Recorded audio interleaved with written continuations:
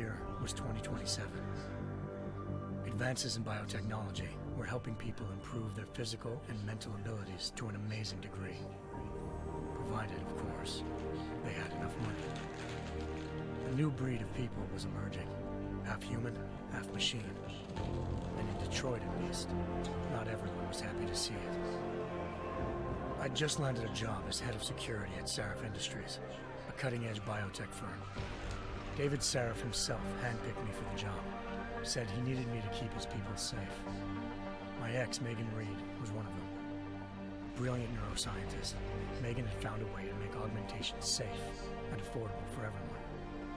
All she had to do was present her research to Congress. But the night before her big meeting, my security measures failed. A team of Black Op mercenaries stormed into Sarif headquarters, massacring everyone in sight. 3 of the mercs were heavily augmented walking tanks. Their mission? Take out Megan and her team. I tried to stop them, but their leader tossed me through a plate glass wall. Last thing I heard as his bullets slammed into my brain was Megan's dying scream. I should have died with her. Only I didn't. High-end military-grade enhancements saved my life. The best augmentation Sarif's money could buy. It took me half a year to get a feel for her. Should have taken longer. But 6 months into my recovery, Sarif Industries was attacked again. This time, by a radical group of pro-human purists. Violent, militant, and fanatically opposed to human augmentation. They claimed to be members of Humanity Front, a non-profit organization that wanted the UN to limit biotechnology research. The thugs broke into Sarif's factory and found machinists working overtime on a top-secret military augment called the Typhoon. Sarif sent me to retrieve it, and when I did, I found one of the so-called purists next to it, wired with cerebral implants, trying to download its classified specs. Obviously, something more was going on. The AUG killed himself before I could question him. Sarif ordered me to dig deeper, so with the help of Frank Pritchard, Sarif's head of cybersecurity, I did. Turns out a second hacker had been controlling the AUG's actions from somewhere off-site. Pritchard and I tracked his signal to a secret female internment camp in Detroit. The Black Op mercenaries were there.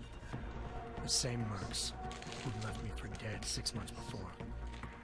Figured they'd try again when they saw me. It wasn't so easy for them this time. I took out the tank named Barrett, even got him to give me a new lead. A penthouse apartment in China. Of course, we both knew it would be a trap in the end.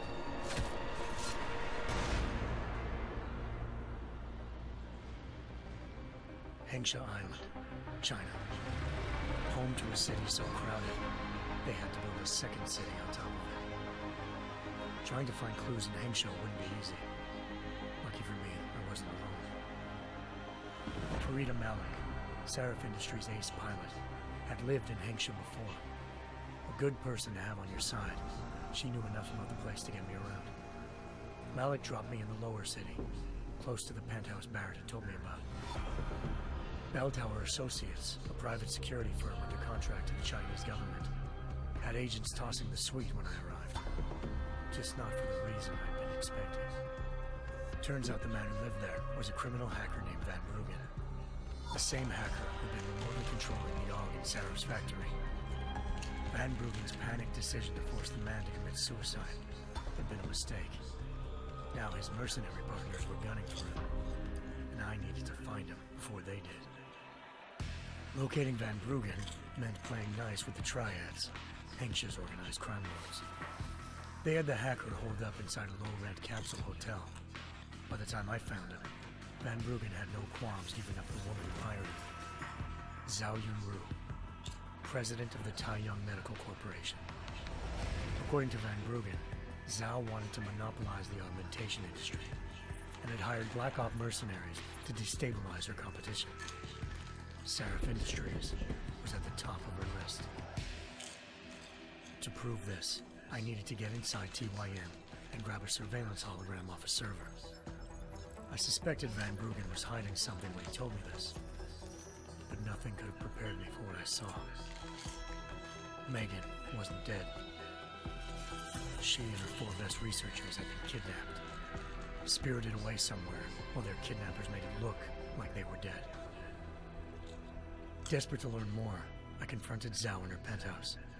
She claimed to be a pawn in a bigger plan, and hinted at a group so powerful it controlled global interests at a whim.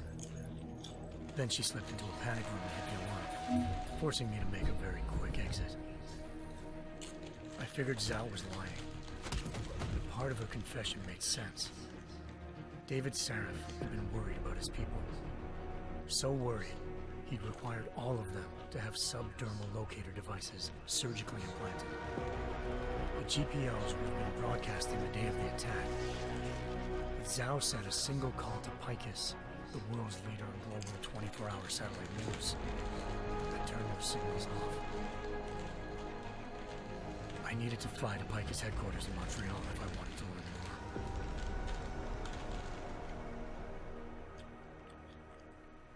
more. Eliza Cassan, Picus Communications' First Lady of News.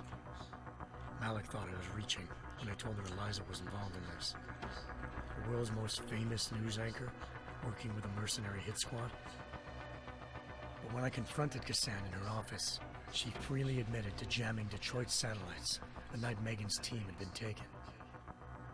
Said she's just been following her commands. I suspected she wanted to say more. But Black Op mercenaries showed up looking to shut us both down. And just like that, the Eliza I'd been talking to disappeared. The Mercs were led by an augmented killer I crossed paths with twice before. Fedorova, a woman who'd made silence her best friend. She waited for me to track Eliza's transmission to a secret server room underneath the Picus complex, then jumped me from behind. A deadly fight ensued. I made sure she never moved silently again. With Fedorova down and no one left to keep Eliza quiet, she reappeared.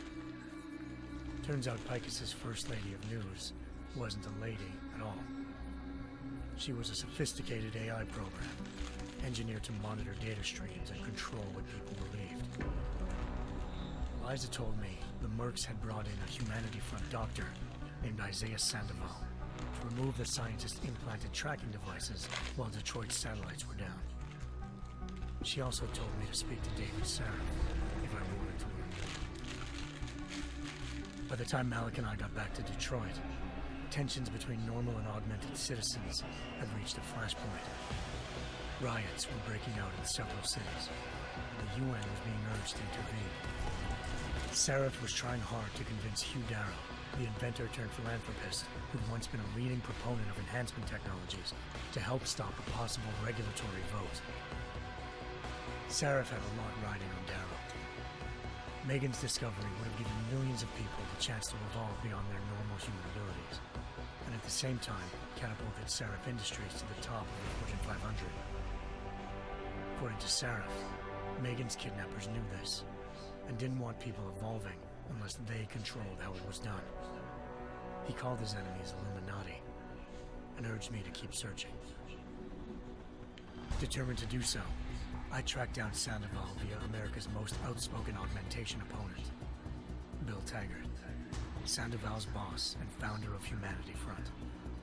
Sandoval admitted to operating on Megan's team when I confronted him, but said he hadn't removed their GPLs. He'd merely switched them to a different frequency. Pritchard was able to trace one of the signals to China. Malik and I immediately took off in pursuit. Unfortunately, the Illuminati were one step ahead.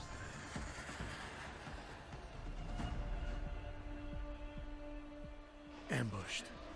Shot out of the sky by Bell Tower Associates, seconds after entering Hengsha's airspace. Malik's piloting skills saved me. After a tense and bitter struggle, I escaped into Lower Hengsha.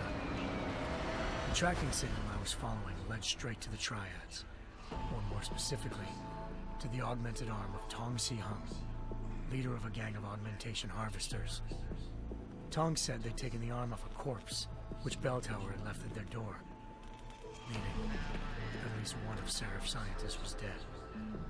Maybe not the rest of them, though. Tong pointed me to a port used for human trafficking and helped me slip aboard a bell tower ship. We were sailing to Rifleman Bank Station, a military base in the South China Sea. Bell Tower was holding kidnapped civilians as prisoners there, and using them to perfect the Chiron Project, a human-computer interface that left most of its test subjects dead. My search for Megan would have ended then, if not for a mysterious ally named Quinn. In exchange for my help exposing Bell Tower, he slipped me aboard a second ship headed to Singapore, and an Illuminati-run biotech facility called Omega Ranch. 3 of Seraph's scientists were there, forced by their captors to create a technology capable of remotely shutting down augmented abilities. Thanks to an emergency recall notice issued by the World Health Organization, millions of people all over the world already had the biochip installed.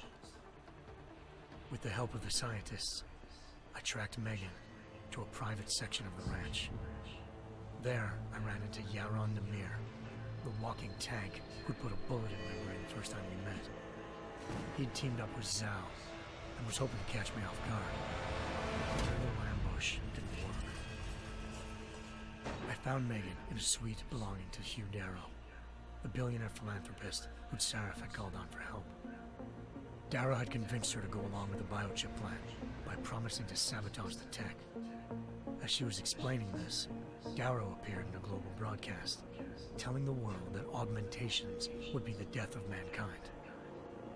Then he activated the biochips to prove his point.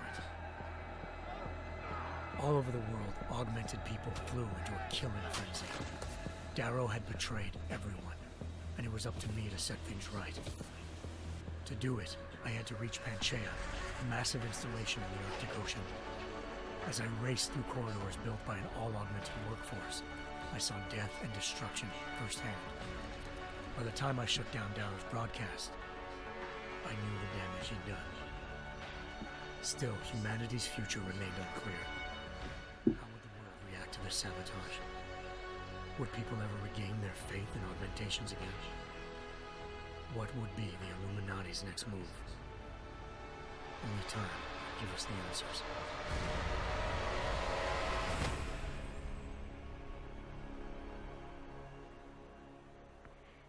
Thank you for